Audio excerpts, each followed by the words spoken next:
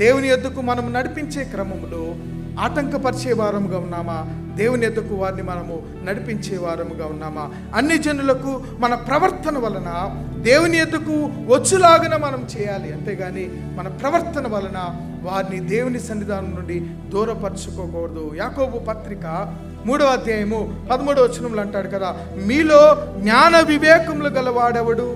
వాడు జ్ఞానముతో కూడిన సాత్వికము గలవాడై తన యోగ్య ప్రవర్తన వలన తన క్రియలను ఏం చేయాలి? వాడు కనుపరచవలెనని దేవుని యొక్క వాక్యము మనకు జ్ఞాపకం చేయబడుతుంది.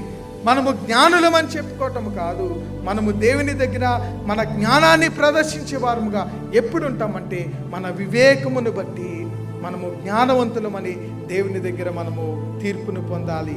మన వివేక ప్రవర్తనను బట్టి మనం జ్ఞానులమని తీర్పు పొందినప్పుడు ఆ క్రియల మూలముగా మనము దేవుని చేత ఆశీర్వదింపబడేటువంటి వారముగా ఉన్నాం. 2వ పేతురు 3వ అధ్యాయము 1వ వచనంలోని 2వ భాగం అంటుంది కదా, దానిని ఆశతో అపేక్షించుచు మీరు పరిశుద్ధమైన ప్రవర్తనతోనూ భక్తితోనూ ఎంతో జాగ్రత్త గలవారై ఉండవలెనని దేవుని యొక్క వాక్యము మనకు జ్ఞాపకం చేయబడుతుంది. మనము దేవుని యొద్దకు నడిపించటానికి బదులుగా ఒకవేళ నడుస్తున్న వారికి మనము ఏ విధముగానైనా ఆటంకముగా ఉన్నామా?